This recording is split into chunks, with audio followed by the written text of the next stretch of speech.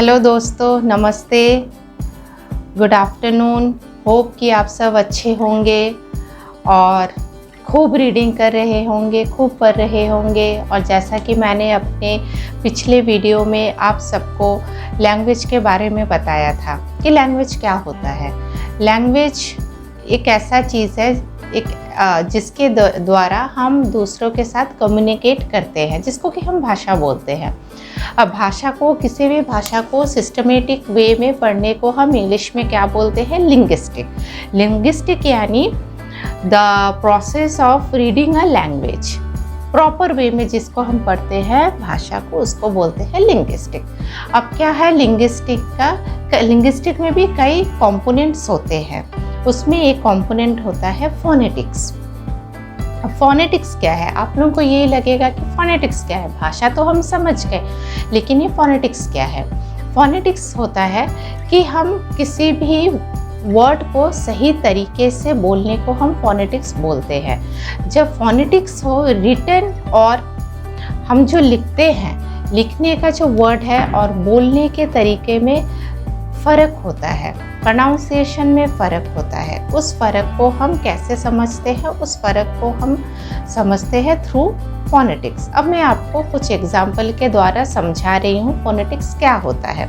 Phonetics यानी अगर देखिए, अगर हम इंग्लिश का ये वर्ड समझे स्पून का स्पेलिंग क्या होता है? SPOON।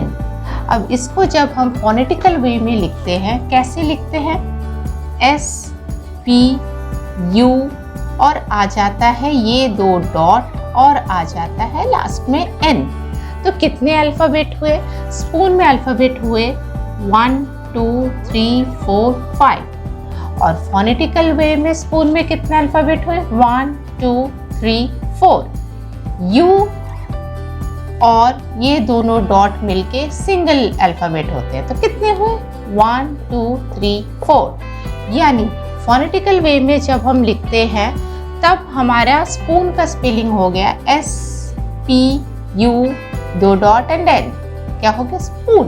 स्पून का प्रोनाउंसिएशन है स्पू। तो ये डॉट हम जब किसी भी वर्ड पे, किसी भी अल्फ़ाबेट में जब हम जोड़ देते हैं तब हमारा ये अल्फ़ाबेट आता है U और दोनों डॉट ऊ। देन हो गया फील।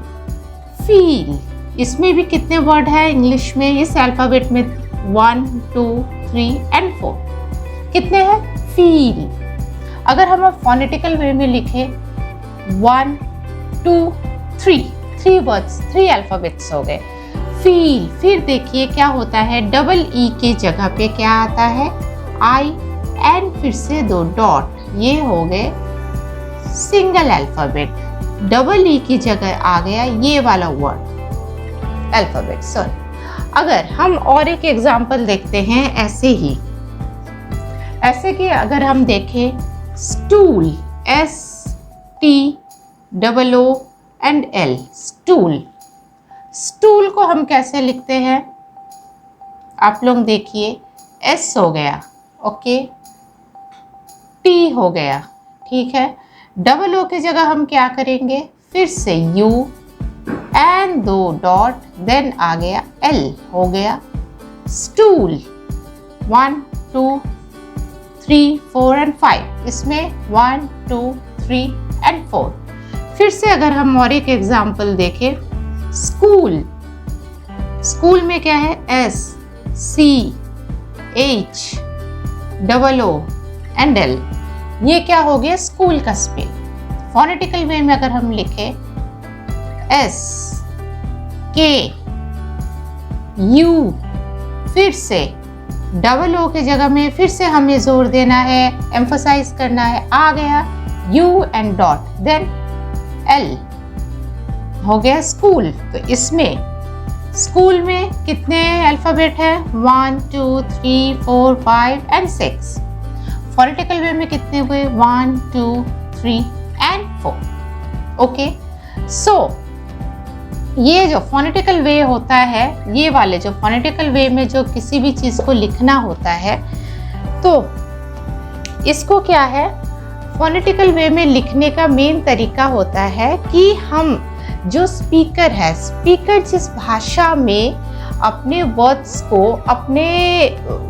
को हियरर तक पहुंचाते हैं, उसी टोन में हम इसको लिखते हैं। इसको बोलते हैं फोनेटिक्स। किसी भी अगर हम फोनेटिक्स के, मैं आगे के एपिसोड्स में आप लोगों को समझाऊंगी कि कितने सिंबल्स होते हैं। जैसे ये एक सिंबल हुआ, ये एक सिंबल हुआ। आज मैंने आपको 2 सिंबल ही बताए, यू एंड आई। ऐसे और भी सिंबल होते हैं फोनेटिक्स में। ये एक सिंबल हो गया, खूब सारे सिंबल होते हैं, मैं आपको बाद में धीरे धीरे बताऊंगी। तो मेन है फोनेटिक्स वही होता है जो कि एक स्पीकर जैसे बोलता है और जो हियरर जैसे सुनता है।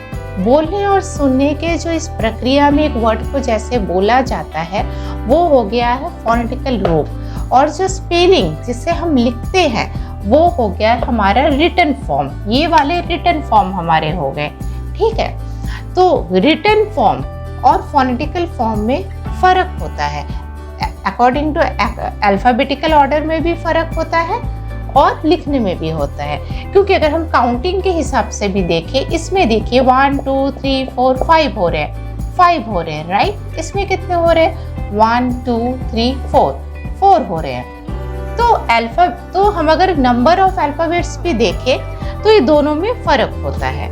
तो ये चीज़ होता है फोनेटिकल ऑर्डर। बट किसी भी स्पेलिंग को याद रखने में फोनेटिकल, अगर हम ये सिंबल सीख जाए, मैं जो कि आपको धीरे धीरे सारे सिंबल सिखाऊंगी। जैसे आज आपने सीख लिया डबल ओ के जगह में हम क्या लिख सकते हैं? You and dot. जैसे डबल ई के जगह में हम क्या लिखते हैं? फोनेटिकल ऑर्डर में क्या लिखते हैं? आई। ओके, तो ये हम अगर ये डॉट हम सीख जाए, जो कि मैं सिखाऊंगी आपको, मैं बार बार बोल रही हूँ, जो कि मैं सिखाऊंगी, इससे बहुत इजी हो जाता है कोई भी वर्ड को इंग्लिश में बोलने के लिए और स्पेलिंग याद करने के लिए, जो कि आपके फ्यूचर में बहुत काम आने वाला है। कोई भी वर्ड को प्रॉपर वे में प्रोनाउंस करने के लिए। जैसे कि ये वर्ड अगर हम देखें, फील, FEEL, फील अगर देखें, हम कैसे बोलें? फील। हम ऐसे पढ़ सकते हैं फील, बट नहीं, जबकि डबल ई है, डबल ई यानी फोनेटिकल वे में आई। और ये तो डबल ई जब होता है तब हम कैसे पढ़ते? फील।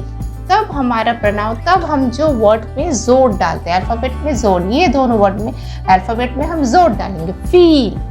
हाँ, अगर ऐसे हम लिख रहे FILL तो सिंपली होगा फिल। बट ये हो गया फील और ये हो गया फिल। आपको समझ में आया? मैं इसका भी धीरे धीरे आपको बताऊंगी हम फोनेटिकल वे में कैसे लिखते हैं, पर वो आगे के चैप्टर्स में। होप कि आपका आज का वीडियो आप लोगों को अच्छा लगा होगा।